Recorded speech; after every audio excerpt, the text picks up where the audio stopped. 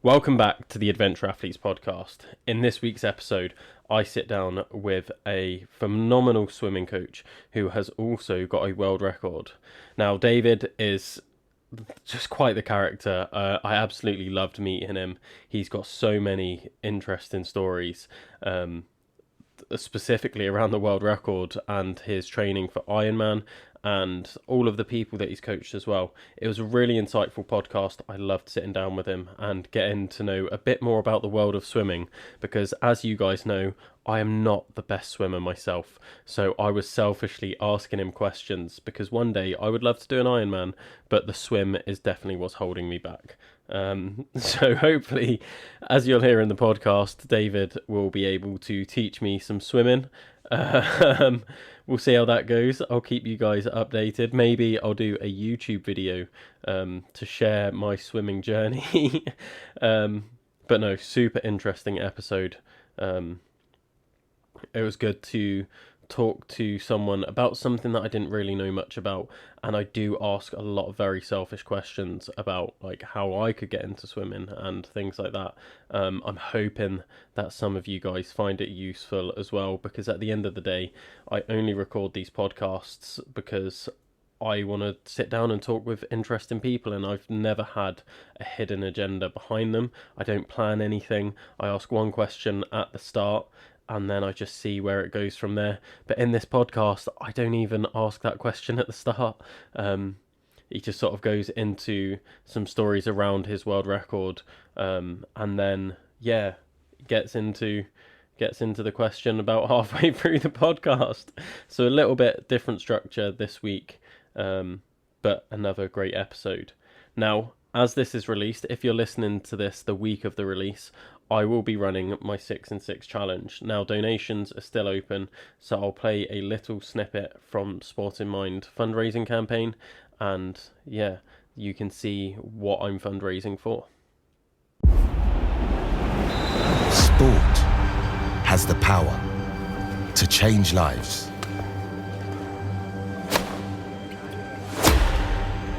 Sport is more than exercise. It's motivation, it's purpose, it's possibility, a reminder, you are not alone. We are Sport in Mind. We understand what it's like to feel disconnected. That's why we create spaces to support mental health. We meet people where they are and use sport to help them find their way back. Every step, every pass, every moment shared builds something stronger. A community, friendship,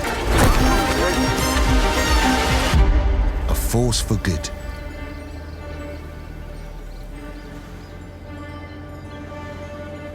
We are made to move, to feel, to breathe, to connect. Sport drives us, but it's people who inspire us. Every day, every week, they get back up, they keep showing up, they never give in. The strength that lives in all of us. So join us, stand with us. Because when it comes to mental health, sport is the answer.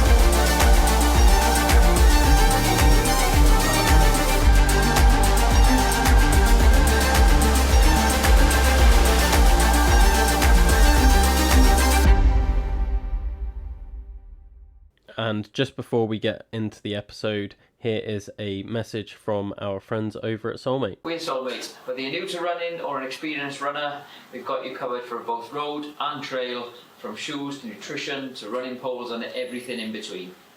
Use code ADVENTURE10 both in-store or online for 10% off your order.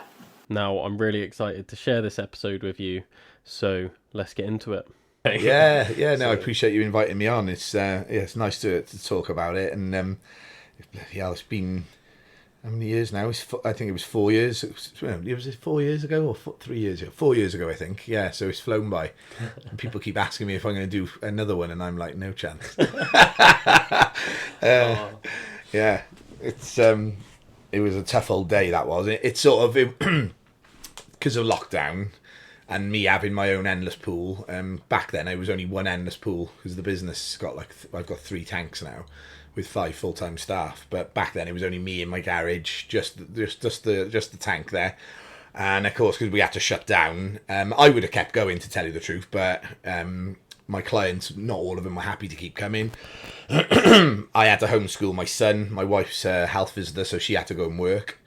And yeah, the tank was just there, and my homeschooling for my son Bobby was literally, let's go in the pool and have fun, that's what we did, because he's dyslexic, I'm dyslexic. Yeah. So it was one of those, there's no way I'm homeschooling my boy, we're going to end up arguing at this rate. So we were just in the pool every day, and because he was a confident swimmer, he was only 4 or 5, so he was swimming around me as I was doing my swimming, and because we turned the temperature down, because I didn't want to waste money just if the business wasn't running, so I turned the temperature right down. So I started wetsuit swimming, and he was in his little wetsuit, and we just did that every day.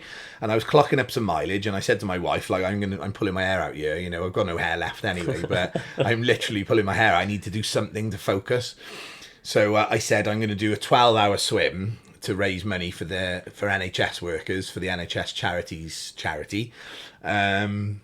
And go live on Twitter and see whether I can get some donations. So that's what we did. So I carried on my training. She couldn't get her head round how I was going to swim for 12 hours. And I said, as long as I fuel, I'll be absolutely fine. And it was one of this is like running joke as a swimmer. People, when you were a kid, people say to you, how far do you reckon you could swim? How long could you swim for? And, I always used to say, well, I could swim all day. If I could swim aerobically all day, as long as I got fuel, I'll just keep going. And people used to say, no way. And it was always something on my mind that I wanted to sort of test out, can you actually just keep going? Because there's all sorts of mad people out there who've done, 100-mile swims and all this, and they fuel and they've trained. And as long as you're doing that, then the body can deal with a lot, So that was a sort of personal thing for me. It was right, let's try this 12 hours. So Charlotte took the day off work. And her and Bob's were literally my nutrition support, because I couldn't ask anyone else to get involved with being in lockdown. And I set myself the sort of goal of 25-minute swim, 5-minute rest, and I did that for 12 hours, and I just kept it going. And I had my swimming hats lined up, so it was like milestones. So every half hour I changed my hat just to sort of tick off a box. And I calculated there would be 9 Ironman swims back to back, and doing an sub-hour 10 pace on all of them. So it was a 1:49 per 100. This was me being a geek with it, how many Ironman swims can I get in? And it was actually the length of the channel, so it was 21 miles, or just over 21 miles, holding that same pace. Now 1:49 in a wetsuit was quite ambitious, really, reflecting on it, because I led on to go on to do the world record, which was 24 hours, but 1:49, my shoulders were in bits. I think it was about 8 hours in, and I was like, oh my God, what have I done? And it was the fact that I was live on social media and the money was coming in, people were donating because they were like, what is this crazy man doing? And Charles kept saying to me, oh, you're up to 3,000 now. And all of a sudden it was clocking up. So I couldn't stop. But because I'm predominantly a unilateral breather with my swimming, so I only breathe to the right. I can breathe to the left, but I tend to just breathe to the right. I just feel more rhythm, more comfortable, more balance in my stroke. And my left lat, because I was leaning on this side so much, it was literally on fire, and the wetsuit was rubbing.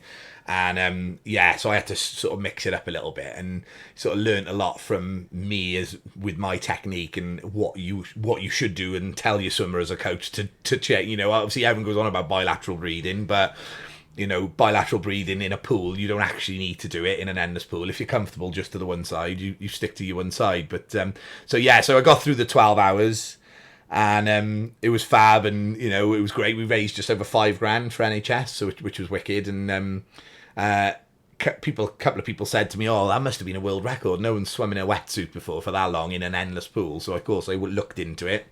Of course no one had done it.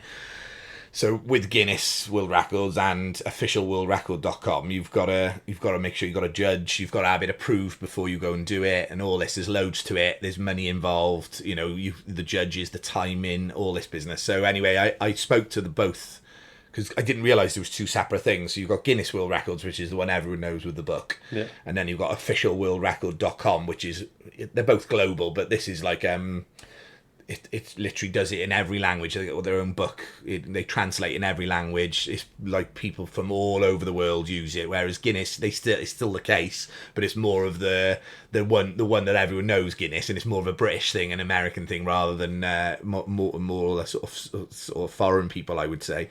So anyway, I spoke to them both.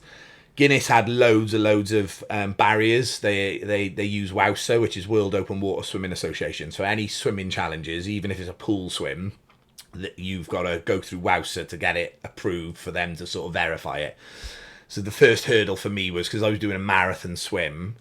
I had to, if I wanted to redo it to get a record, I had to make sure that, one of the things is you can't do marathon swims in a wetsuit, right? And because I was wearing a wetsuit, they weren't having any of it. They were a little bit funny about it. They were just a bit like, if we're going to open a can of worms, if we agree to you doing this new record in a pool, we're going to have people who've done channel crossings in wetsuits in fast times compared to people who didn't have wetsuits on in fast times, and they're going to want to have their records reapproved because they've been denied over the years. So it was basically going down a bit of a rabbit hole, opening a can of worms, and I said, that's fine. I said, it is what it is. You know, funny enough, I went on the podcast with Wowser, so it was because they're based in California. Yeah. So they invited me onto the podcast and we did what we're doing now, but like obviously online. And it was quite nice to sort of get the name out there and talk about my business and what my background in swimming was. And I thought, actually, they've invited me on. They're gonna let me have this. You know, they're gonna approve this, right? But they didn't. They just stuck to their guns. But I went on to then.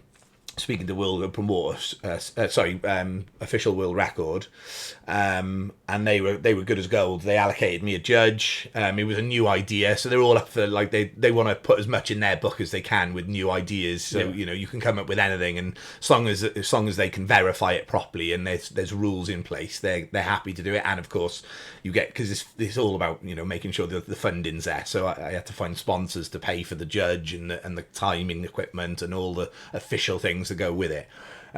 So going off at tangent a little bit, I told you I'd do that. 12 hours stupidly became 24 hours. It was like, well, why don't you, if you're going to do it again, why don't we go bigger? And because I'd done it for the NHS, I was like, well, I've always been passionate about Velindre, the cancer hospital in Cardiff, and I'm now an ambassador for them after doing so many things over the years. But this one was like, this is going to be big, so let's do it for Velindre. So we agreed on 24 hours. I approached Hoob, the leading sort of triathlon brand, or one of the leading triathlon brands. Dean will kill me for saying that, one of them. But I'm quite friendly with Dean after doing the stuff with Alfie for Ironman Wales. So I reached out to him and I said, this is the plan, and he was like, you're mad. But I said, would you make me a custom suit, so a proper with the world record logo on it, like make it a bit of a thing, like, so they designed me. I don't know if you know the Hoob. Do you know the wetsuits at all? No. So they've got a lot of them are named after different triathletes. So they got the Brownlee Agilist suit, which is obviously after the Brownlee brothers. And then there was another one called the Hoob Varman, which I think is named after, I don't know the triathlete myself, but I think he's Varga, or on the play on words again. So they designed my suit because that was my favourite suit, the Varman. It had a nice buoyancy down the legs, and it was great for helping your rotation when you swim, which is great when you're doing a marathon swim, because you don't have to worry about, you can still kick, but you don't have to worry about that keeping your hips up and rolling as much. The wetsuit really assists you loads. So that was my sort of suit of choice, and then Dean very kindly designed my own suit with my Heathwood blue colours on it. And like I said, the logo, and they actually went on to produce the suit and call it the Glacier, but they changed the design slightly, so it was like blue and red rather than just all blue like I had. So that was quite nice. So I was the first person they'd ever designed a custom suit for, because it cost them quite a lot just to do a one-off suit. Yeah. So I was quite proud of that. Like, and he just said to me, if I'm designing you a suit, you have to bloody do this now. Like, you're not. So the plans were in place. We had Seco, who were the timing company, so that we had to have an official clock for total time, official clock for how long I was resting for. So I structured it, because it was the first time it was ever been done. I structured it the same way as I did for my 12-hour. So I said 25-minute swim, 5-minute rest. Because it was such a big endurance swim, they insisted on paramedics. So I had to have paramedics on rotation. I had to have a team for my nutrition and someone, a family member there, to making sure if there's decisions to be made, as in, you're effed, you need to stop, and I can't make that decision, or I won't make that decision, then a family member, which had to be there. So my brother was in the team for that. But the quiet word was said, like, don't you dare try and pull this, like, we got to get through it, like, I was going to say, that's quite a decision to put on someone else and just be like, right, you got to make sure you don't fucking pull me out. Well, I mean, to be honest, it was one of those, it was like, I prepared for it. I did do lots of long swims, it was, yeah, a lot. I mean, I built up through lockdown anyway, but there was, I've got all my years of swimming in the tank, so to speak, excuse the pun. But yeah, I had to do a couple of night swims in the tank, and just getting used to that being a little bit delirious, like, I mean, I'm sure as a runner or whatever, you've done, you know that feeling, or your listeners will certainly know that feeling if they've done anything over a significant amount of time, Ironmans or whatever it is. You are like, you're all over the shop. So it's it's being able to cope with that and still put one foot in front of the other, or in my case, one arm in front of the other.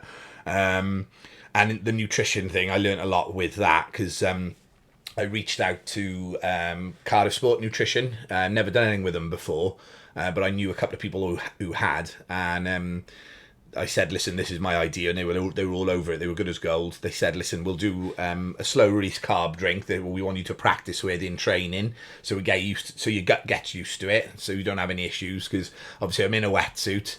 If there's issues with my gut and I got to get out, I've only got 5 minutes and then I got to get back in. So we wanted to make sure that was sort of nailed down, like.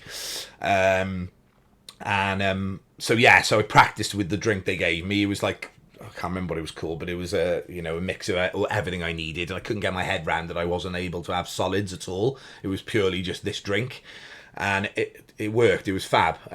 Training was great. But I made the silly mistake on the day. I said to Matt, my brother-in-law, and my brother Dan, I said, I'm going to need like something picky, something snacky, just to have some substance, because it's a long time to not actually eat anything and just drink, so they got me crisps. They got a couple of flapjacks, a couple of sort of penny sweets and whatever else.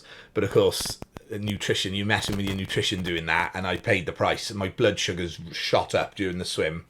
I got to I think I was about 13 hours. No, actually, it was earlier than that. It was about 9 hours in, and the paramedic, they were taking my blood sugars sort of every couple of hours. And the paramedic said to me, your blood sugars are high. He said, what's going on there? And I was thinking to myself, I've overcooked this now, because I was taking the additional sugar in, but my heart rate was so low, being in that horizontal position and just plodding, literally my stroke rate was just like this, slow, and I slowed the current down to 2 minutes per 100 compared to the 149 that I did during the 12-hour swim. And that's sort of 10-11 seconds per 100 is a massive difference, but I was literally, my heart rate was 80 beats per minute, so like literally resting in that position. And you're in that position in the pool when you're an efficient swimmer, your heart rate does sort of plateau anyway, unless you're pushing yourself and getting the stroke rate up, working your legs and powering under the water. So anyway, they said the next time we test it, if it's high again, we're going to have to make a call on what we're going to do. And I was like, you're not stopping this swim. So I said to the team, right, crank the current up. So they sped the current up, and I put it up to like 130 per 100, which is like ridiculously fast. That's sort of what I would race at in an Ironman sort of swim. And I did that for like half an hour, just pushed it, got a sweat on just to get my bloods down. And they went from 13 to back down to like 5, which was fab. And then I sort of stopped snacking then. I just kept the drink going, so from a coaching perspective and nutrition perspective, if I was to work with anyone who was doing an endurance swim or any type of endurance race, don't change the diet. Don't change the plan, because little things like that, they just all of a sudden creep up on you, especially if you're not burning the glycogen, so and I got through it. I did it 24 hours and 1 second. I stopped on that second because I thought, right, I'm done now. And to tell you the truth, I haven't swam in my endless pools since, because I just honestly, like, I used to use them all the time, and they're amazing. We coaching them day in, day out. Like, my coaches are there now, and they're, everyone loves them, and they're great training tanks and tools for drills and everything else. And this is what my business is built on. But it's just haunted me because you've got the mirror. I literally, like, it's a lie. I have been in them, but I haven't done any significant training in them since, just because it was a long old day. It haunted me a little bit, because I sort of took it on without, even though I love my endurance stuff and I like getting stuck into events and everything else, I just sort of fell into it. And a couple of people have said since, you should do a non-wetsuit and try this and do this and all that. And there's some madhead's done 39 hours without a wetsuit on. I mean, I can't even compete with that now. There's just no way. Like, the old me probably would be like, yeah, let's have a go. And I could probably do it, but 39 hours is a long old time, isn't it? Yeah, it is a long time. Something that's made me really think about, which I've seen a lot because I've been speaking to like people that run 200 miles, things like that. Yeah. And it's like the sleep deprivation stuff. Yeah. I didn't even consider that when you're swimming. And like you were saying, like you get a bit like, oh, what's going on, disorientated. Like, how do you deal with that when you're swimming? Because obviously you don't want to drown. Yeah, well, exactly. I mean, one of my sponsors was the Shocks earphones. Yeah. I can't. Is that what they're called? Yeah. Yeah, Shocks in it. Yeah. So they gave me a free pair of like 200 quid headphones, which were obviously underwater, waterproof, and that was fab. So what I said to I wasn't going to listen to music the whole time, but every now and again chuck it on just to take my mind off it. But that sort of bit of hardcore, bit of happy. Like, I was a bit of a raver back in the day. So in my youth, so I put like hard house on or trance or whatever, and it was like it would sort of keep you awake, but the blood sugar thing was a big issue because, of course, you do hallucinate a little bit. It messes with your eyes, it messes with your head. And there was a poster on the wall, and I remember seeing it, and it was literally coming out at me, and I was thinking, this isn't right. And it was a question of, is it because I'm tired, or was it the bloods? And it was definitely the bloods that were dealing with it. But I think when you focus and your adrenaline's going, people are donating, and you've got a team around you, and you've made this big thing that you're going to do it, and who have given you the wetsuit, and you're supporting this charity that you've hold dear to your heart. You don't feel like you don't feel tired until it stops. It's that mindset, I think. Not everyone's got it, and that mindset of like, I'm not giving up, and certainly tiredness isn't going to stop me. Like I said to you earlier, the body's capable of unbelievable things. And having done Ironmans, and I'm not a very good runner. I can run, but again, it's like one foot in front of the other. Don't give up, isn't it? And if it's medically, you have to stop for whatever reason, then that's fine. But it's mindset, and it's that ability to keep yourself awake, and you certainly won't fall asleep in the pool, like. Just these things baffle me because, like, how do you even go about starting a training plan around something that's never been done? It's a good question. I mean, when being a swimmer, like I was a swimmer all my life. My mum ended up being a swimming teacher because me, my brother and sister were good swimmers. We went through the ranks from you joined an academy at age 4, but we were in the pool way before that. So you've got that base all the way through, that feel for the water, that ability to not even think about having to tread water. Like, if you can't swim, or you're an okay swimmer, and I say go and tread water for half an hour in that pool with your clothes on, you're going to end up struggling, right?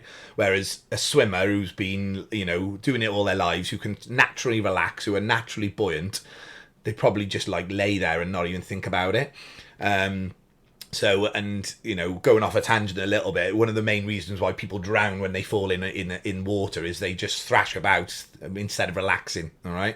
Not lay on their back, and so for that reason, where I'm going with this is that that base of fitness, whether that's just being able to hold yourself in water or whether that's volume in the pool, and that's where I sort of went with it. I went all the way up to national level with my swimming, so all the way up to age 19, I think I retired before sort of work and going out and having fun sort of came in, and I'm talking the maximum we went to was 100,000 meters a week, swimming for Cardiff. So I was on a national performance squad. So there's a lot of sessions, a lot of time tumbling up and down the pool, and I think people have asked me this question loads of times, like it's unbelievable how you can just get in and do it. I did build up to it through lockdown. I did do long swims, but deep down, it's like 80% mindset with anything, isn't it? It's knowing that you can do it and having the confidence to do it, and then just that conditioning, then leading up to it and making sure the nutrition's right and your sleep's right, etc. I think it was more just mindset for me. I think if someone came to me who hadn't been a swimmer, I'll use Alfie as an example. So Gareth Thomas, who I taught to swim, he came to me and didn't know how to swim. He couldn't put his face in. He was scared of the water. His parents, or his mum especially, had said as a kid, keep away from water, because she couldn't swim. So this was instilled in him. So when he came to me, or when the BBC came to me and said, can you teach him to do Ironman Wales in 7 months? I was like, what? That's bonkers. But he dedicated it, and he got through it, and he swam every day, and we were clocking, and I think we had over 100 hours one-to-one sessions in the time we spent together, plus the stuff he was doing in the pool on his own, plus the open water stuff that he was doing with me. So I think my point is like the plan's it's got to be intense when it's someone who's not a good swimmer, who can't swim. Whereas if someone is a swimmer and who've got that base fitness, you go, right, well, they know what it's all about. Whether they were a sprinter, whether they were middle distance, whether they were long distance, all swimmers, it's a funny sport because all swimmers have to put the volume in early on in their careers. And then when you're at the level, competing at national level or Commonwealth or whatever it is, the volume's still there, but sprinters don't do as much as long distance swimmers anymore, or middle distance swimmers. They still do a lot compared to what, some of these triathletes are doing when they're training for an Ironman, but it's it's just sort of assessing what I've done, what I can do, and then putting that right plan in place then. Yeah.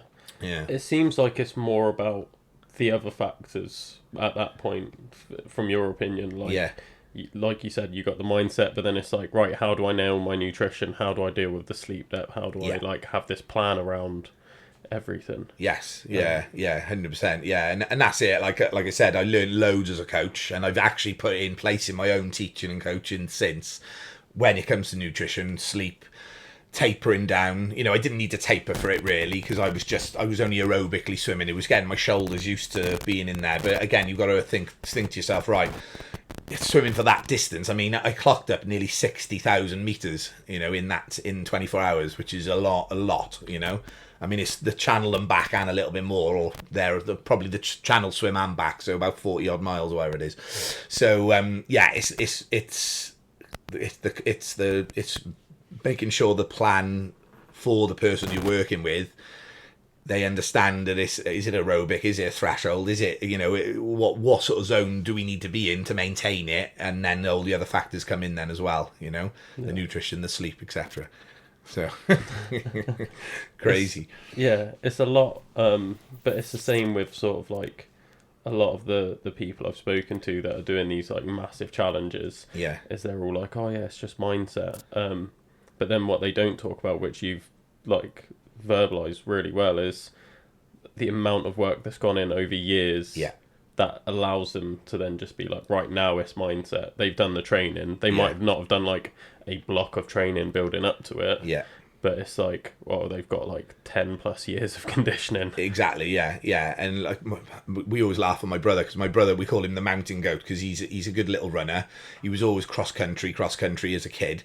He doesn't train that much anymore, but then like he did long course on the weekend with like literally no running training, and he did a sub 4 hour marathon. It's like, really? And I'm like dreaming of going sub 4.5 when I train my arse off. But then in the pool, because he went down the running route when I was the swimmer, like I won't swim all year, and I'll do like a sub-hour Ironman swim or a long course swim, and he's like thrashing about coming out with Billy Bonfire face, and he's like hour 20, like, so it's the same sort of thing. And I have clients I work with, and they say like, how are you doing it? And I'm the one working hard, and you're the one not doing any swimming. But it's just pure base natural ability. Obviously, the training's there when you were a kid. It's really hard. And I love it when athletes come and they're not, they're good runners, they're good bikers, and they're okay, but they're willing to work hard, and they pick it up and they actually get the time that they want, or they've been working for ages, and they've put the effort in. There's not many of them out there like that, those coachable athletes. who've got that natural talent for swimming, and if they were swimmers when they were younger, they probably would have been Olympians, like, you know. And I come across it now and again in the sort of Ironman triathlon world.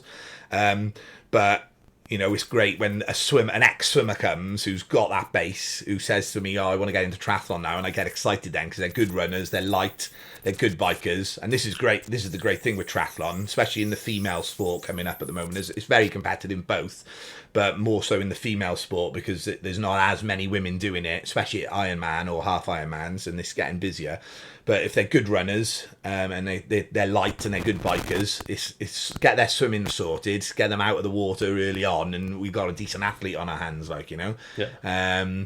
I've had a couple of them over the years. So Caris Mayhews, I don't know if you know Caris. She's give her a follow on Instagram. She's out adventuring around the world at the moment, doing her thing. She loves it. She rents a house out in Cardiff, and she's just on her own in her little camper van doing her own thing. So, you know, give her a shout out and give her a follow. If she's back in Cardiff, it would be good to have a chat with her because she came to me. She was like third woman in Cardiff half, I think it was, going back three years ago. She's fat, good runner. And she was seeing this guy at the time, and they came for a double session, and they just wanted to do one off to see whether. She was all over the place, not the best technique in swimming, and we got chatting, and she was keen to keep coming and whatever else, and she told me I think she did like a 1:16 or 1:17 half marathon. I was like, that's good. I said, if you can run something like that at the back end of a half Ironman, we got a good athlete on our hands here. So anyway, long story short, she started coming for lessons. She bought a bike, off she went. She started doing some sprint triathlons, so the Super Series for the Welsh Triathlon a couple of times. Did really well, ended up on the podium, but not with a very good swim. Always chasing down, you know, the ladies in front of her, and yeah, got her on board with me a bit more regularly. And when her technique was looking good and she was putting the effort in, I said, I think it's time for you to do a 70.3. And she was like, I can't afford to go out and do it. There's just no way. So I paid for her entry for Mallorca 70.3. I just knew she was going to do well, and she qualified for World Champs. And it was like, well, I took a little punt on it, and she literally ruled the triathlon world in her age group in Wales for a while. Went to Worlds twice, I think. And I think she is going to come back to it, but it was just great to see, like, you know, just sort of showing that, you know, like I said just now, the female sport for triathlon is still, like, it's very competitive, but it's getting busier and busier and busier, and it's great to see, like, these girls and women coming through and having a good crack at it.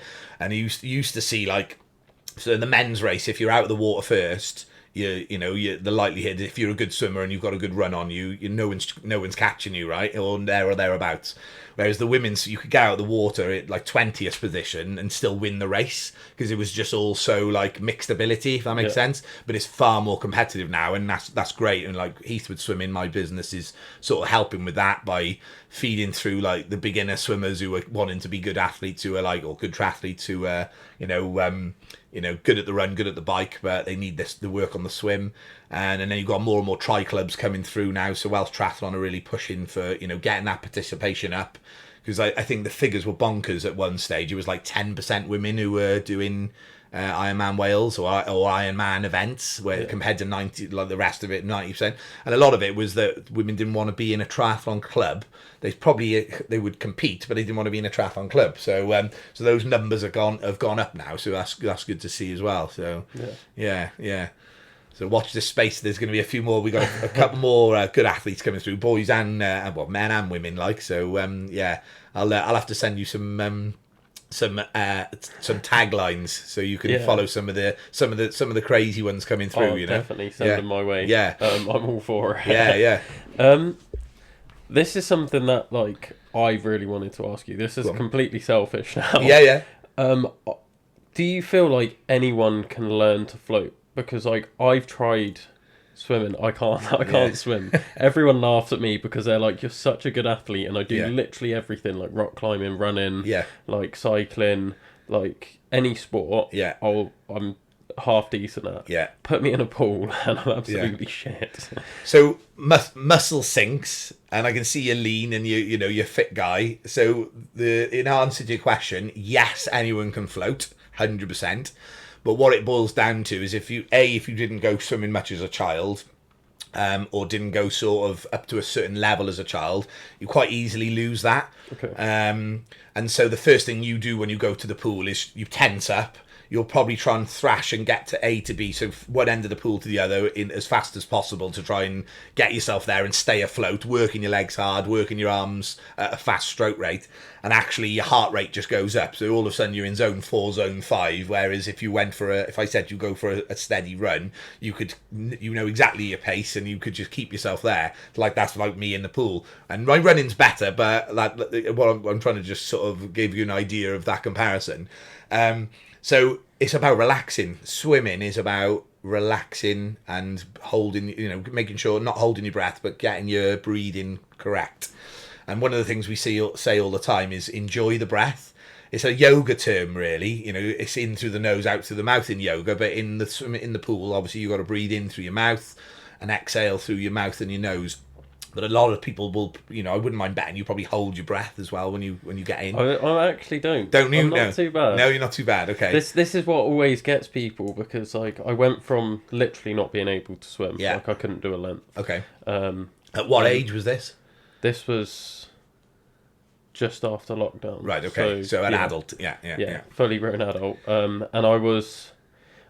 it all started because I broke my ankle, so I had to go to hydrotherapy. So Right. I'm in a buoyant pool anyway. Yeah. And they put a float underneath me, so everyone's sitting floating. Yeah. And then I'm there trying to tread water while on a float, and the guy's just like, "What are you doing? Just relax." And I'm like, Yeah. I'll sink." And he Yeah. was like, "No, you won't." And I kid you not, I stopped. And I just started going under. Did you? Yeah. And then he Yeah. was like, "Okay, no, keep going." So I kept going. Everyone else had a really relaxing hour, and I'm there fucking dying. Oh, right. So then I was like, I really want to swim. So I did 6 months where I went to the pool 6 days a week for an hour. Yeah. And there was a triathlon coach there as well, who would just give me tips. I wasn't getting coaching off him, but he would give me some tips. Yeah. And I got to the point where I could do 2 lengths. Yeah. But like you're saying, I was going fast. Yeah. I couldn't keep it steady because I felt like I was sinking then as Yeah. soon as I tried going slow. But he was like, "Yeah, your breathing's all right. It's not Yeah. the best." But Yeah. he was like, "You're breathing okay. You're not holding your breath." And he was like, "And you're also your technique's not bad." Yeah. So then I just it got to the point where I was like, I've been doing this 6 months. I thought I'd be the half decent swimmer now. Did he talk to you about your hip rotation? No. No. So when you swim in front, so there's 4 strokes, obviously. Most triathletes will swim front crawl. Some of them will panic and do a bit of head up breaststroke, but we need to swim front crawl because it's the fastest of the 4 competitive strokes. But front crawl and backstroke are both rotational strokes, and to be able to propel yourself forward smoothly and correctly, you need to rotate at the hips. So, and it's typical with blokes, especially if you're muscly, especially if you're fit in other sports and you've sort of got dense muscles, which everyone's got, and your biggest muscle groups are obviously your quads and your glutes. So if those are used in other ways for rock climbing and squatting and all the things that you talked about, running, and they're nice and strong, they tend to sink if you're not using them correctly, right? So what we need to do is say this is your body, okay? If you fully rotate, and the maximum rotation would be turning on your side. Now I'm talking your hip turning, facing up to the ceiling or up to the sky, wherever you are. That will drive you forward. Okay. So as it drives you forward, your arms reach forward to create distance per stroke, and then your legs follow. Now the classic thing I see, especially in men, is that they don't rotate at the hips at all. The hips drop, and then they're trying to kick to keep them up, and it's just a vicious circle then. So you're essentially just dragging your biggest muscle groups through the water. Now, in a wetsuit, everyone goes, "Oh, in a wetsuit, you don't need to kick because you're much more buoyant on the surface of the water. And if you're in the sea, the salt lifts you up as well."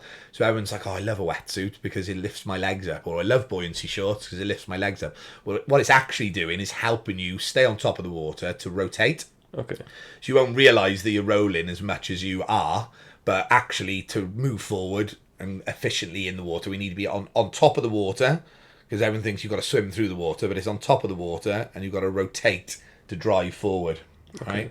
So next time, right, you know what a pull buoy is, do you? Yeah. Yeah. Put a pull buoy in, and if you've got a band, like a TheraBand or whatever they're called, put one around the pull buoy to hold it in place so you can still kick with your legs. and let your hips roll, like literally over exaggerate the roll. Okay, so like I said, maximum rotation would be fully on your side, but I bet you're nowhere near that, if at all. Like when you breathe, you might roll a little bit, but you need to roll more. All right, and that'll help you. Come and have a session in the tank, and I'll show you on video what I mean. Yeah, I'll have to. Yeah. Because it's probably just like the whole name and branding thing, but like everyone's like, you need to do an Ironman, and I'm like, oh, it's in my head. Like, I would like to do one, and I'm like, it's the swimming. It's just the swimming. Like, well, this is where cycle and run all day, but swimming. Yeah. That'd be good. So we get you down, and we'll maybe bring the mics again, and we can have a chat after to see what you think. yeah, I'll do it. How long would you say it would take someone like me to go from not swimming to full distance Ironman? Right, so if you've got the time, because this is the thing, people come to us, they'll book a one-off session, they'll get loads of information in one session, and it's like, oh my god, light bulbs are switching on, I know exactly what's going wrong, but then they'll leave it a week, and they won't go to the pool, and then you go to the pool, and you're like, what did he say again? You know, and obviously we send all the feedback, you have all your videos, you can look back on that feedback, and sort of, but it's hard to, swimming's a funny one, you lose the feel for the water quite quickly. It's same as running and stuff like that. Like I use me as an example. I haven't done my Hyrox class for 3 weeks because I've had a bad knee. I've just had fluid taken off it, had an injection. I went this morning for the first time. My knee, touchwood, was much better. I only did half the running, but I was absolutely blowing out my ass. And it's the same with swimming. You know, you got to keep that feel for the water. So if you've learnt new things and you've done well in an hour session with me or one of my coaches, and you left going, oh my god, I know what to do. Got to get to the pool straight away to be able to reinforce that muscle memory and those good habits that you've just been taught, and also bring your swimming fitness up, because it's totally different to running, totally different to biking, totally different to all the other sports. It complements them all if you do it regularly, but if you're using even if you're not using your legs properly and you're not kicking and your legs are down and you're using your arms to try and power you through, your heart rate's going to go up and technique goes out the window. So it's all about relaxing, slowing it down, technique. So that was what I would teach you on the first session. Obviously the biggest thing is, you know, your hip rotation. So we look at body position first, then your legs, then your arms, then your breathing, and then your timing. And a good way of remembering that is blab T. And it's like any swimming teachers or swimmers out there will know exactly what I'm on about. But it's just the way to follow the, you know, it's the method to follow is what I'm trying to say. Okay, some people say it's dated, but it's definitely not. It's not dated because you can mix it up. You know, if your body position's fine and it's your legs that aren't kicking very well, but you're able to keep them up because you're rotating, then we got to start with the legs. You know, or if these two are fine, body position and legs are fine, then we go to your arms, and so on. You know, what type of breathing technique are you using? Timing's always last because timing comes when all the other things are in place. Yeah. And this is the same with all the strokes at any level. Olympic swimmer who wants to work at a really, really fine point of their catch under the water, for instance. Say they're slipping the water, an Olympian wouldn't be doing that, but someone who thinks their catch is out and they want to come and have a one-off session, we drop the underwater camera in and we go straight to arms because they know that's what they want to work on. You know, you can see they're a good swimmer in the warm-up, so you don't need to go, well, actually, it's your head or it's actually your feet. You know, we know. Whereas you come into me, I know exactly what's going on already because you're saying you're struggling after 2 lengths. You know, it's got to be your legs, got to be your hips that are not rotating. And there's things that we'll do. So drills are key, you know. People don't like doing the drills. They want to just be able to become really fast swimmers straight away.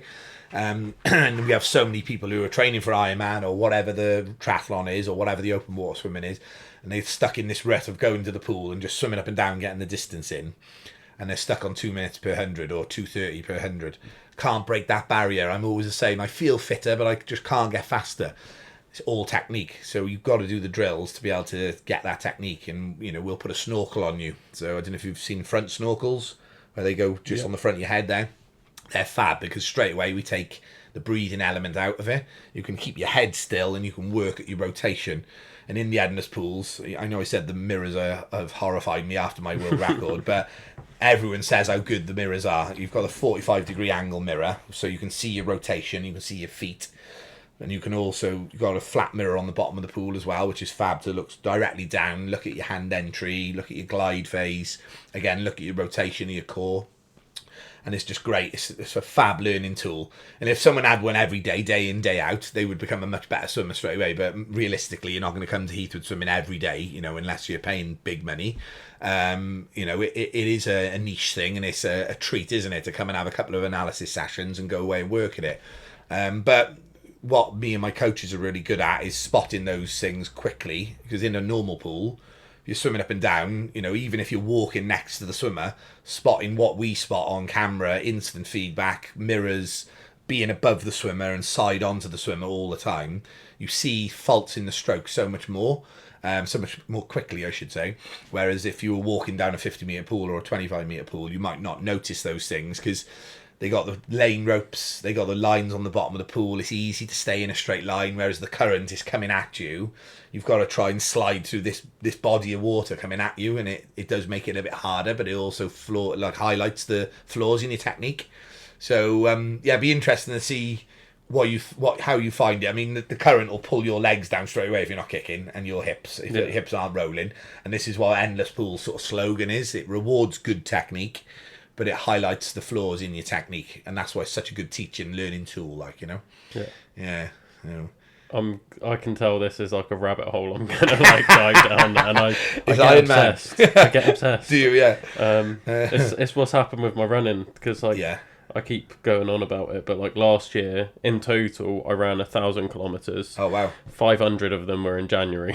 Bloody so hell. It's like I barely ran the rest of the year. Yeah. This year I'm up to 1,900 already, Bloody and hell. I'm like, I've got the rest of the year to go. Yeah. I've just like gone all in with my running. Nice. So I'm like, so you're up round all the valleys and that, you? yeah, pretty much, just everywhere, all around Wales. But now I'm like, once my running challenge is out the way, I'm starting to think, oh, what's next? And I'm like, oh, swimming. Yeah. That could be a thing. Like, tried it before, got put off, but like, I hate being bad at things. It's having the right coaches, all right? You know, I'm not being a big head.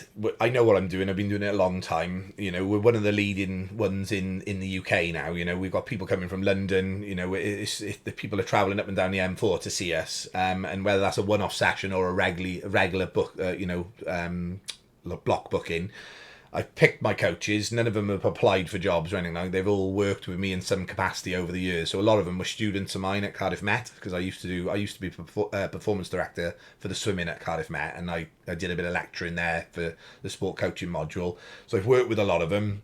And because I coached the university team as well, they were swimmers of mine. They've all been good swimmers. They've all come out of Cardiff Met with degrees in sports science.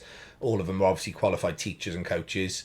Matt, for instance, who works for me, he used to be head coach in Bridgend swim team. He was a student there as well. I didn't actually teach him as a student, but ex-swimmer as well himself. So they're all hand-picked because they all know what they're doing. You know, one of my bugbears is like, I take my boy to Cardiff Swimming Club on 3 times a week, because he's a good little swimmer. Not by my choice. He wants to do it because he's copying his dad.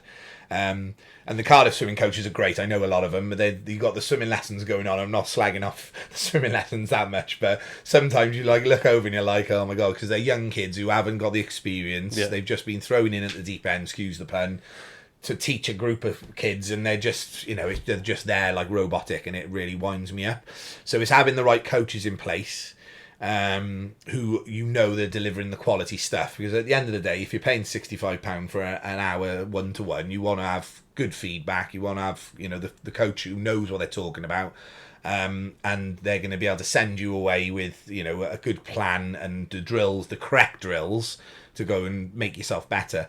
Because there's a big thing in the triathlon world where everyone's doing the same drills. They're like, you download a plan online, or you've got a tri coach who's just sort of put a generic plan together, which is fine. It's good to follow structure, but the same old drills actually aren't correcting your stroke the way that I want them to correct it. So like there's the chicken wing drill or the finger drag drill, and you'll find out what all these are, but these are the ones that keep coming up. And actually, does the swimmer understand why they're doing them? Should they be doing that drill to complement their stroke? Usually no. It's just the drill that's out there, that people are sort of following because it's a plan that's been shared 100 million times. So it's getting that the right coach, looking at looking at the swimmer, that's the drills they need to be doing, plus the volume of aerobic and threshold work or whatever you want them to do. And you'll progress quickly. You know, we're the proof's in the pudding. Right? We never have anyone complain about, you know, our methods, or they never come out of the water after an event and go, "Oh, Heathwood swimming was rubbish." You know, we're doing well with it. You know, and I'm proud of that, because it's only been going 6 years, but I've got over 30 years of teaching experience, and all my coaches are, you know, not as old as me, but they're experienced as well. Like, you know, yeah. When it comes to swimming, then, and getting that sort of like volume and everything in, obviously with things like running, you've got to worry about like the impact it's having on your body, like that stress on the joints and everything, but you don't have that in swimming. So is there still that point of like diminishing returns of like 3 times a week's optimal, like 6 times a week is excessive, or is it like, no, just the more the better? It's a very good question, because the classic thing with triathletes, especially, I keep saying triathletes, we work with beginners. I mean, it's a bit 50-50 beginner, loads of beginners who come to us, but I'll say the triathletes. So the classic thing, they come with they say, oh, I'm running 4 times a week, I'm 3 bikes a week, I'm only swimming once a week.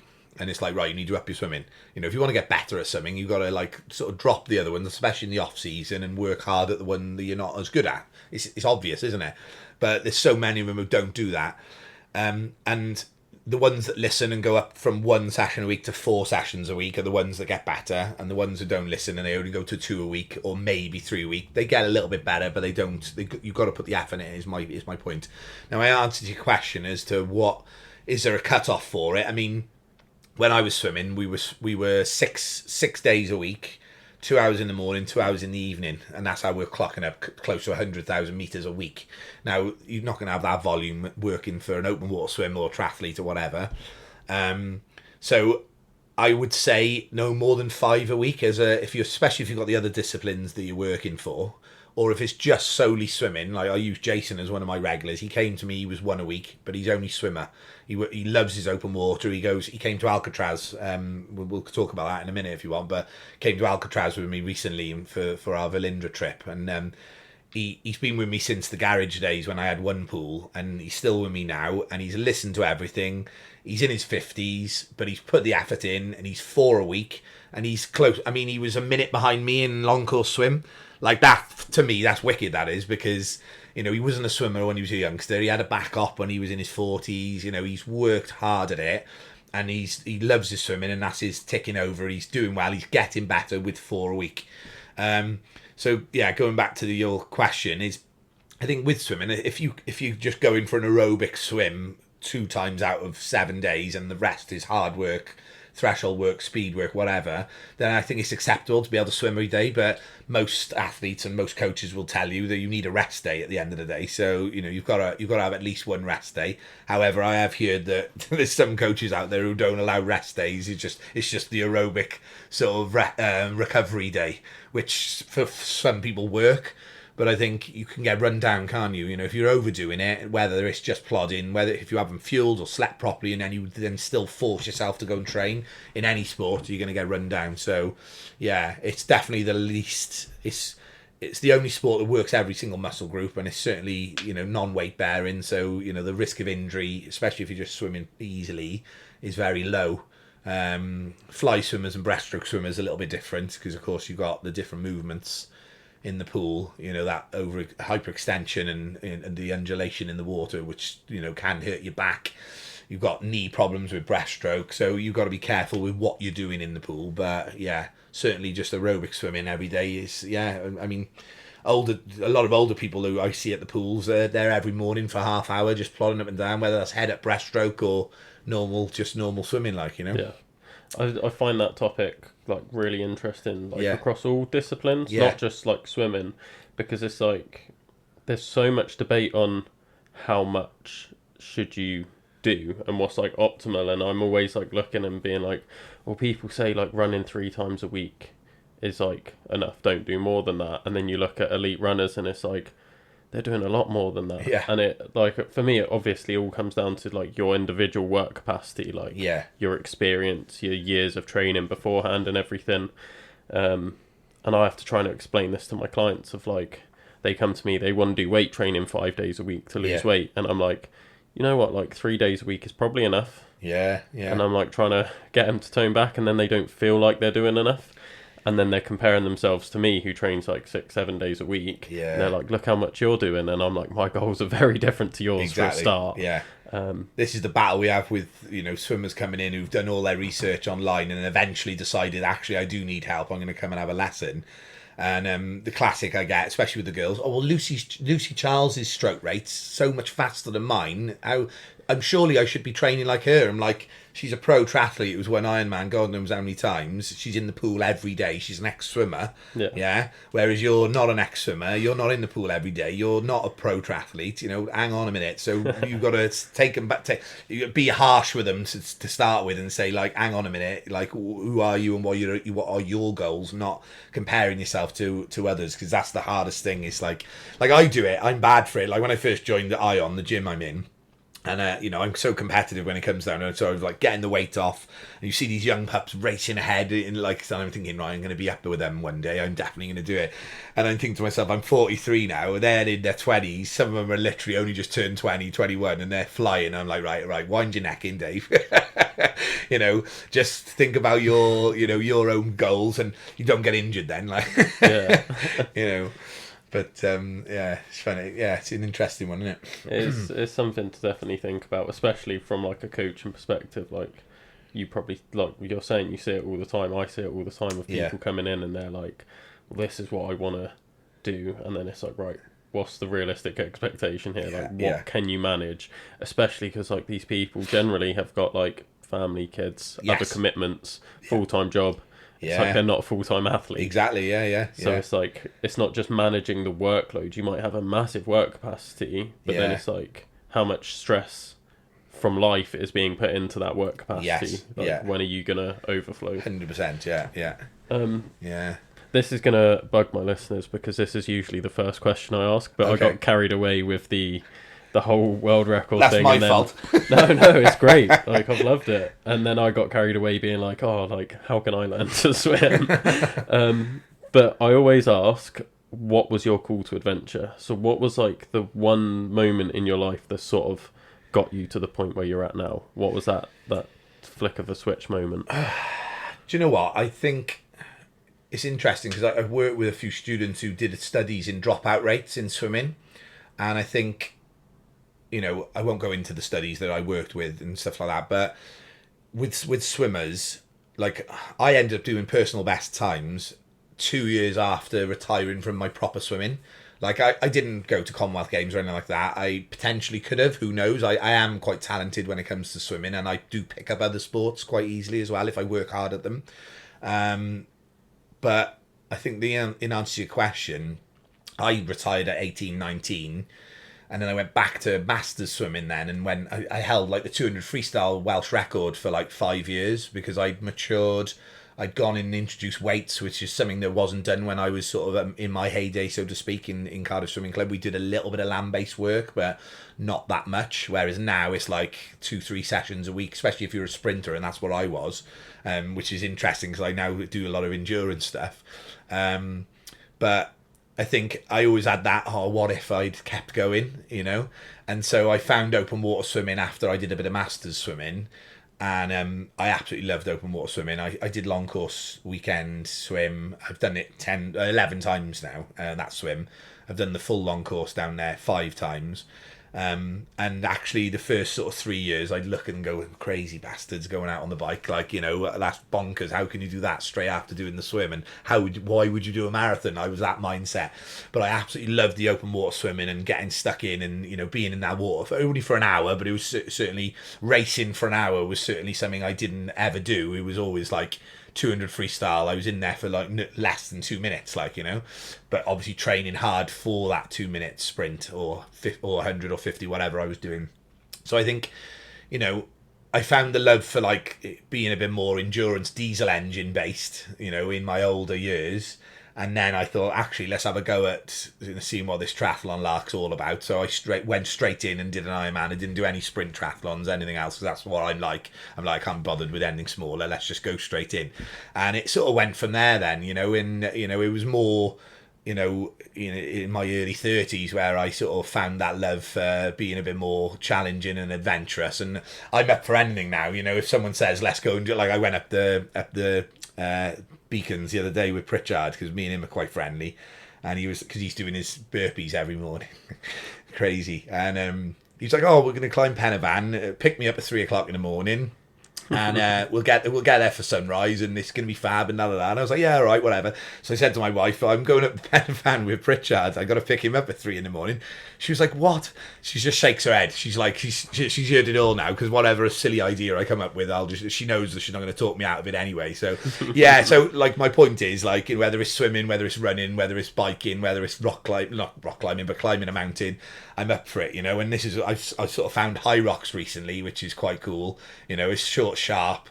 I'm pretty good at it, actually, considering I've only been doing it like for half the year. I just did the one in the stadium, and yeah, it was amazing. But I did it as a partner with one of the guys in the gym who I literally only just met. We had a last minute ticket, and we did all right. We did an hour and 13, which isn't too shabby, like, And so now I've gone and entered the one in London as a solo, just to see what I can do on my own. So there's no pressure, like, as a partnership. So yeah, like, I think as I'm getting older, it's keeping your body fit and healthy, isn't it? And yeah, just. I think, yeah, going back to your question, it's certainly in my adult, more older adult life, in my 30s, that's where I found that, you've got to have a challenge. Like, what's it all about otherwise? Yeah. You've got to have something to focus on, haven't you? You can't be just doing the day in, day out mundane stuff. You've got to have, like, a bit of balance, obviously, but otherwise you end up... Certainly for me, if I'm not training for something, I'm like, the distractions are there, end up having a couple of beers, and then you put the weight on, and swimmers are worse for it as well. I know so many swimmers they can still eat 10,000 calories a day, because that was what we used to do. I'm sure runners are the same, but, with regards to their food. But yeah, it's got to be done, hasn't it? You've got to have a challenge, and it's very inspiring for people as well. I find, with social media, it's a funny one, like, because you've got people who you look up to and you follow, and you think they're cool because they do this adventure or whatever it is you're following them for, but you've actually got people who are looking up to you doing your thing as well, and I think that's massive, especially when it's clients who are getting into your sport, whether it's swimming, whether it's triathlon, whether they want to do a bit of high rocks, whatever it is. Fair play, he's doing it and setting a good example there, and setting a good example for people who might want to lose weight or come off binging on the weekend, drugs or whatever it is, and yeah, I think it's just a great environment to be in, a good community to be in the adventure community, like. Yeah. So you've alluded to some of your adventures. Obviously, we've spoken about your world record, yeah, your 12 and 24-hour swims. Yeah. What else have you done? So I've done Ironman Wales. Well, I've done it 4 times. Completed Ironman Wales 4 times. Is that a full Ironman? Full Ironman, yeah, full Ironman. Like I said just now, I went straight in at 2018. Sorry, I did 2016 full long course, and it was brutal because I didn't do any biking. I borrowed the bike because I was not a cyclist. I was like, oh, I'll be all right. I'm fit. Borrowed my brother-in-law Matt's bike, and it was like a steel frame, like horrible thing, like, it got me round, but I was like, oh my god. So that was that. Then I was like, right, I'm gonna buy myself a nice bike. I'll enter Ironman Wales 2018, so I got a whole year and a bit to train for it. So that's what I did, and then it was like the natural thing to do it again then, so I booked back on again. Then we had lockdown, so there was 2 years of no Ironmans, and of course I was like itching to go again because I was like, oh, I want to get a PB, so booked on again. So I did 2022. 2023 I had a mechanical. I had a blowout at 90 miles on my bike, and it was like the wall of the tyre exploded, but that's me being an idiot, not changing my tyres. So I got told off by Ross, who works for me, who's a big cycling, he's into his cycling and he's a triathlon coach, and because I'd literally not changed my tyres since the year before, so it was my own fault. But it was a scorching day, and yeah, I came a cropper, and I'd been plain sailing up until then. I'd never had a mechanical. I hadn't even had a flat tyre. Like, I was like, I wouldn't have known how to change the bloody thing, like, and yeah, I was lucky. I was going flying down. It wasn't quite. It was after. When was it? No, it was before Saundersfoot and all that. I don't know if you're familiar with the course, but there's some real big climbs the last 10 miles. So it was about 10, 15 miles before those, or 10 miles before those. came down off a speedy sort of 40 mile an hour sort of drop, and as I flattened off, the front tyre went, big wobble at the front, and managed to control it. And I thought, here we go, I'm going to puncture. Looked at my tyre, exploded. So that was my mechanical year. And then 2024, 2024. I thought I got to go again. I got to put it to bed here. Right, get the extra one as I promised myself I would. And my seat post snapped at 72 miles. Would you believe? You couldn't write it. I was going up Heartbreak Hill, all the crowds there, and it happened. I always laugh because if it had happened in the lane and I DNF'd again, people would have been like, oh yeah, whatever. But it happened in front of crowds of people. Like Liam Lloyd was there, and he even gave me a shout out on social media after, because I thought there's no way I'm giving up here. I'm like there. The mindset kicked in. What happened? The bolt. It was a brand new seat, would you believe, on a TT bike, and the bolt clean snapped off. And I had two bottles on my water cage on the back, and then 2 on my frame, and the water was just bouncing on the back of the bike. And I think the weight of me and that, I think it just didn't deal with it very well, and I literally fell off the back of the bike. Right, the seat came clean off. Crowds caught me and put me down onto the floor. And one of the locals came out, and I'm not meant to accept anything from the crowds, but she just threw these zippy ties on the floor for me, and she was like, "Can you do something with that?" So I zippy tied my seat back to the post, so it dropped by about 2 inches. And on a TT bike, that's not good. And I literally had to ride for the last 40 miles with a lot of hills. Fair play. It out to the TT position, literally sat up like that. Mate, it was horrendous. I had cuts all over the back of my legs because where the zippy ties were rubbing me. So that was me done then. I was like, that's my 5th Ironman, but only completed 4. And I said to my wife, I probably will do long course again because it's over 3 days and you can always drop out of one of the disciplines if you want, all this sort of stuff. But I quite fancy a 70.3. So that's what we did. We did Mallorca this year, and I loved it. It was so good. It was just because I'm so used to the full distance, half the distance of everything. The swim was fab. I could push the swim. I was out. I mean, it was very competitive, but I was out of the water, sort of in the top 50, which was class. In massive transition, lovely flat start to the bike, and then there's a bit of a nasty climb, and then it's hairpins and flat all the way back, and then a flat run. So it was my sort of dream course, really. A little bit of climbing, but nothing much. But annoyingly, didn't have a bike fit, hired the bike out there because I just thought, I'll be fine, blah, blah, blah, and that's what hurt my knee recently. So I did the Mallorca 70.3, and didn't high rocks this year. Long course has just been my go-to. I love the Activity Wales events. I do a lot with Matt, who's the owner down there. So we've partnered with them. So we're a sort of swim partner for the long course weekend.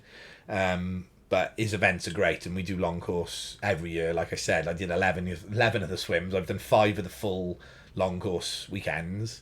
And I couldn't do it this year because of my knee, but I'm going to go back to that next year, I think. Not Ironman, but definitely long course, because I gotta have another go at it, Yeah. What was this thing about Alcatraz as well? Oh yeah, so after my world record, Velindre invited me to be an ambassador for the charity.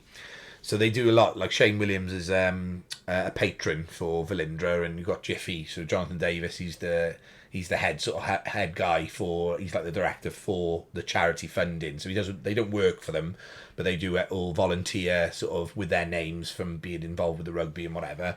Any charity sort of rides or runs and stuff like that, hikes, they'll put their names on it, and people will book on and raise money, and they'll get to walk with the celebrity, so to speak. So it was quite nice to be asked. So I'm not a patron, I'm an ambassador. So what they wanted, because they didn't do many swimming events, they said, would you be up for doing some organised swimming sort of either galas or some open water stuff with beginners and all this? And I was like, oh yeah. I thought to myself, I've done loads for Velindre over the years. It's quite close to our hearts in the family. My father-in-law's had treatment there. My grandfather, which I didn't even realise until recently, but because I never met him, he passed away before I was born. He'd actually had treatment there, would you believe? So it was quite a thing. It'd be nice to be asked, but to get involved and do some charity work was fab. So I did 3 years in a row where we did a bit similar to Couch to 5K. We were getting beginner swimmers who were coming to us for lessons, encouraging them to try and get into open water. So we would obviously build up to open water with them. And I don't know if you know, do you know Finn Tan, who does the Man Up UK events down Solver? No, he does a couple of open water swims on there. So there's a swim called the Green Monster Swim. Yeah. Which goes round the island in Solver. It's a 2.5 mile swim, but there's also a shortened version of it, which you can just do a mile. So it's like an out and back to a point and then back in, and it's quite shallow. It's a nice sort of, well, they say calm. It's been rough there the last 2 years. I think he's cancelled the swim the last 2 years. But we did it for 3 years in a row. We got up to 20 people every year. They literally, people like yourself who weren't very good swimmers, and there was their dreams of going in the sea was just not happening. And we'd always raise sort of 5, 10, 15 grand, which was great as a group. And I said to Amy, who's my colleague in Velindre, I said, we got to go bigger now. You know, we got to go, we've done the beginners, so to speak. Let's get some more advanced swimmers involved. And I'd love to go and swim the Alcatraz. So we swim from Alcatraz Island across the bay, which is obviously historically very choppy. It's shark-infested waters, right? There's whales in there, there's sea lions in there. It's called the Shark Fest swim, so it's like for a swimmer, it's a tick box thing. Like, you know, it's something you want to do, and of course, the myth of the prisoners never escaping and all this business, or not the myth, I'll tell you about that in a minute. It was really interesting, actually, what I found out when we were there. But no one had ever escaped, you know, because of the waters being so challenging, etc., etc. So I pitched it to Velindre, and they were like, "You're crazy." They just weren't happy about the fact that there was potentially sharks in the water and stuff like that. So it was a little bit of a like taboo. Are we going to be able to do it?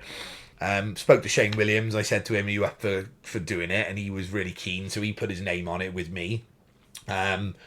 We put the applications out, sold out within 12 hours, 30 people, well, over 30 people. So we had to sit down and go through, are they good enough swimmers, first of all? So one of the criteria was if you've done an Ironman swim or equivalent. What your swimming background was, any connection to Velindre, with Sod's Law. All of them were good enough swimmers. All of them had a connection to Velindre. It was quite emotional reading through some of the stuff. I mean, some of the team that came with us, you know, either still having treatment or had recently had treatment, or loved ones had passed away. Like, you know, so it was quite, you know, close to the bone with it, you know, as in, you know, we were working with people who were really passionate about raising money for the charity. We turned out, a couple of people dropped out over the time, which was a shame. But we ended up with 28 of us going. And it was just crazy because we got there. It was a long way to go, you know, all the way to San Francisco just for one swim, you know. And actually, it's only a 2 mile swim, and it's actually tidal assisted water, so it's quite quick. But it's because it's renowned to be choppy and cold and, you know, hard to swim. That was the main thing, like, you know, the wow factor for it. And the target for everyone was to raise £3,000. All of them went over that, which was fab. So we ended up raising, well, obviously the costs you've got to put into it, but our profit for the charity, which goes all to the charity, was just under 80,000 quid. So it was a lot of money raised, but you couldn't write it. We got there, the most perfect conditions. The guys that we were working with over there, the organisation company, who were called Odyssey, they were like, the weather we've had is unbelievable. It's unheard of. There's no mist on the water. There's no chop. We were like, oh my God, which was great because we all knew that it was going to be a good and easy swim sort of thing. But the day before, there was all these locals on the beach with long lens cameras, and they were filming and taking photos and videos of like a family of whales that had decided to come into the bay. And I'm not joking, mate. The water, there was spraying everywhere, and we were all looking at each other going, uh-oh, we got to swim in there, like, you know. And then Pier 39, there's all these, I don't know if you've been to San Francisco, it's a fantastic place, but you've got all the piers where all the boats sort of dock up, but all the sea lions all nest there. So it's like you go there first thing in the morning, and they're all like going for it, like barking dogs. And it was like, oh my God, and they're huge, and you're thinking they're in the water with us as well. So it was all this, like, no sign of any sharks, and we didn't even want to ask the question, to tell you the truth. There's never been shark attacks there, but there has been a lot of sightings and great whites literally bouncing out the water and attacking sea lions. So they are in there. But yeah, so the morning of the swim, everyone was very nervous, and you know, rightly so, because we were all a little bit apprehensive about the whole thing. But it was fab. We all did it. It was really good. It was about just over an hour in the water, which is pretty quick for 2 miles, really. Like I said, tidal assisted. But the day before we did the swim, we did the Alcatraz trip. So we went over on the boat and looked at the prison and had the tour. And they were talking about what happened with the prisoners that escaped. And I always thought that no one had escaped, or someone had escaped, but they never found the body. But actually what happened, the 3 guys that got out, 2 of them were caught as they were trying to leave the island because they wouldn't go in the water. The one guy that actually jumped in the water and swam, he got taken in the current, which we swam in, and I totally understand what happened. Because if you don't sight correctly left of the current coming to the right, it'll take you under the Golden Gate Bridge. So it literally is that fast. It just takes you. So you've got to swim diagonally left to sort of take yourself over in a straight line, if that makes sense. And what they would have done, or he would have done, was go straight in, get whipped. And he got caught. Well, he managed to grab hold of the girders of the Golden Gate Bridge, and 2 lads were up on top of the bridge fishing, and they saw this guy in distress, so they phoned the fire brigade. Fire brigade came, rescued him. Turned out he was a prison. He was back in the prison that evening. Mad, like. So all the myths out there that he never was found, he was actually found, or so they say. So. Yeah. Oh, that's quite a story. Mate, it was class. It was so good. Yeah, that's another thing that people don't really think about with like open water swimming. If you're not into it, Yeah. it's like all the tides and currents and Yeah. being like you said, like you got to swim that way to go that way. Yeah. Just being And pulled along. people get caught out. You know, the one of the favourite swimming points down in Barry is Jackson's Bay. I don't know if you're familiar with it. So it's a lush satin. You've got a lovely small beach and a rock face, everything else, and then there's like a little sort of almost like a little coved area. It's a decent size. It's about 400-500 metre loop if you do a circle. But there's a buoy that's right out in the middle, and it's actually to just let the boats know not to come in too shallow, so that they don't come past the boat, past the buoy. But swimmers tend to think, especially novices who are getting into it, oh, we'll swim out to that buoy and then we'll swim back. But Barry Island, the water that rushes past Barry Island, Whitmore Bay, so you've got the harbour, you've got Jackson's Bay, you've got Whitmore Bay, and then you've got Old Harbour, and then Cold Nap. That water that rushes back and forth, the English Channel, or Bristol Channel, it's actually the second fastest tidal assisted water in the world. So it changes obviously, daily. And if you get caught in it in the wrong direction, and each way is the wrong direction if you're not intending to go out there, it will literally whip you like an endless pool. It's unbelievable how fast it is. And it's great for swimmers who know what they're doing, because if you catch it, you can literally swim 2 miles in 20 minutes. Like, it's bonkers. That's how fast it is. But if you're a swimmer who don't know what they're doing and they've swam out to the buoy, and we'll turn round, and you get caught in the current, panic, and it's happened a lot. I follow the Barry Island RLNI. You've got Nell's Point, which is the lookout tower, where the 2 guys are always up there, or whoever the staff are in there. And the amount of swimmers are getting washed up on the rocks there because they're panicking, and the lifeboat has to come out and rescue them, and it's an absolute nightmare. So I think the message is like, unless you know what you're doing, don't go out and do it, or don't, it's just such a grey area when it comes to open water. Go to the reservoir, go to the Whitewater Centre, where it's nice and controlled and there's a lifeguard on duty, build up your confidence, and then go with a swimming coach or a team of open water swimmers who know what they're doing, and then you're safe then, aren't you? Yeah. Yeah. I always just I only know about that sort of stuff because I watched the YouTube series that Ross Edgley put out when he was swimming in Britain. Yeah. Like the amount of stuff I learned about swimming Mad. just watching that. Yeah. It's just so unpredictable. The sea is just, you've just got to respect it so much. Even me, I'm a good swimmer, but I've been caught in riptides and stuff before, and then, the natural thing is to panic. As we were saying earlier, like the panic sets in and you start thrashing about. If you just relax and think, right, let it take you and try and get out of it naturally rather than like trying to fight it, and then you'll be all right. But that's not a message to your listeners to say actually you'll be all right. Just you'll be fine if you relax. Don't do it. Yeah, you need to relax, but you need to know what you're doing. Exactly. Yeah. Yeah. No, I would be completely fucked if I tried it. So yeah, no, I won't be trying that anytime soon.